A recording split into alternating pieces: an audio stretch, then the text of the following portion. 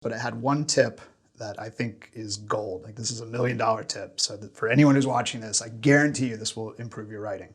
How can one word in a story be so powerful, can make or break a sentence? Wow. I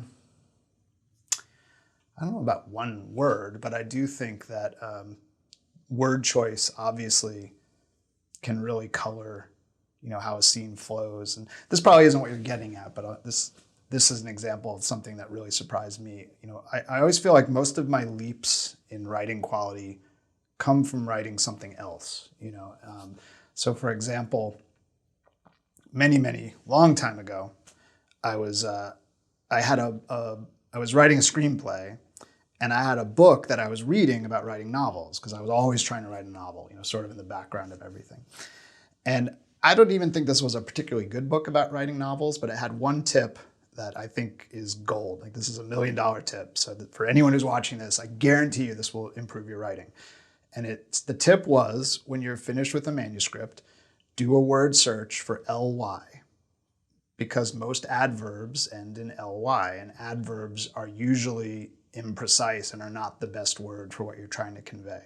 And I was like, wow, like that really stood out to me. And so I took my script that I was working on. I said, I'll try it on my script. And I tried it on my script. And sure enough, when I'd finished, I was like, this is better. Like, it really made it better.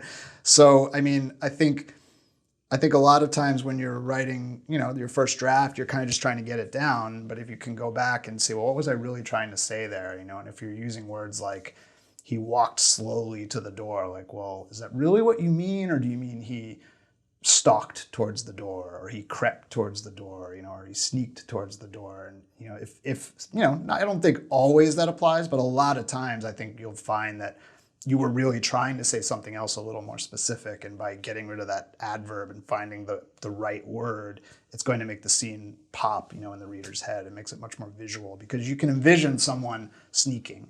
But if you envision someone walking slowly, you might not see the same thing, and I think that really helped my writing. That was just one of those little like aha moments that I always remember, even though it was, like probably 20 years ago. What's the male version of the Mary Sue? Oh, there's a name for that. That's what I thought. I can't remember what they call it, but there is a male name for it. Yeah, the character who's just perfect, like who never fails and never. I think really I don't even think it's the fact that they're perfect. I think it's that they never have to struggle. I think that's what people don't like. We don't want, and that's, I think, why it goes back to what I said before about escalating action. We don't want our heroes to resolve things easily. We want them to struggle. We want them to fight. We want them to show the strength that we wish we had, or that we believe that we have. And when things just come easy, that's not an interesting story. Right. So with your novels, it seems like from the get-go, you're establishing that this character is not a Mary Sue. No, yeah, Kane. I mean, I guess it depends on, of course he's the hero, so of course he tends to win, but I always put him through the ringer. He gets hurt, he gets beat up, he gets, cut and shot, and, by the end, he could a person who went through all that really win at the end? Maybe not. That's where I think fiction comes in, and we'll suspend our disbelief. When I was growing up, the two of the big action heroes in the box office were Jean-Claude Van Damme and Steven Seagal. And I always liked Jean-Claude Van Damme better, because Steven Seagal never took a hit in his movies. He just went through and wiped the floor with everybody. No one touched him. But Van Damme would always get beat up, or he's like crucified on a pole, or something, and at the end he rises up and he wins. Like, to me, that's the story I want to see. That's great. I like that. That's pretty funny. That's true. You're right. It just pushes him out of the way, and he never gets dirty. Yeah, he never gets touched. Like, his hair is always perfect. Yeah, exactly. Because that is he does Aikido, which is all about redirecting attacks. But for me, as a hero, I didn't like him. It bothered me. What's your work schedule like when you're writing? Well, like I said, I used to start writing a little earlier. I think I used to start writing around 8 or 8:30. Now I usually start by 9:30 is what I try to do. But I still try to keep it like kind of half business hours, So basically I try to start when I would start a normal job, and I write till about lunch, somewhere around there. And then after lunch, I may still write, but it'll be other things, So the book I'm working on will be the first thing that I tackle, and I'll write that till about lunch. And then after lunch, if I have other things I'm working on, like a screenplay or copy or even stuff for my own business, like advertising or email newsletters, things like that, that's when I'll work on the other stuff in the afternoon. And you take weekends off. Yes. Is that something you've ever been tempted to say, why don't I do All something? the time, but my fiance gets very unhappy when I when I do that. Sometimes, like if I'm almost about to finish, I'll be like, look, baby, I just got to finish this book, and she understands. But for the most part, I try to devote the weekends to other things, and I think it's good to let your brain recharge, before you dive back in. Have you noticed that then when you're at the point where you have to finish and it's 7 days a week, that you feel like some of your creativity is dwindling? Not really, because usually when I get to the end, you get this big kind of burst of excitement and momentum. You're like, oh my God, I'm done. Or it's almost done. Like I could just see the ending, one more chapter.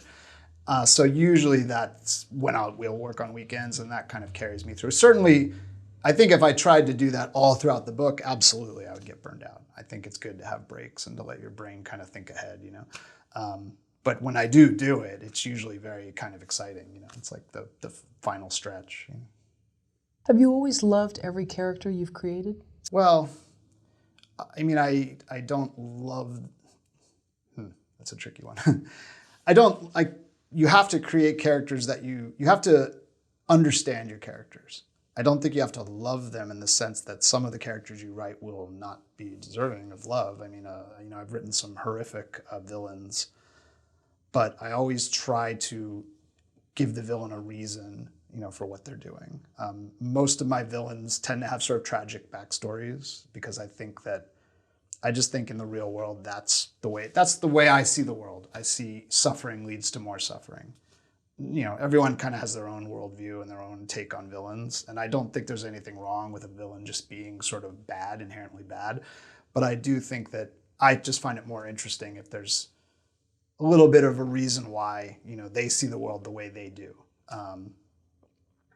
So I don't know that those characters, I love them, but I understand them.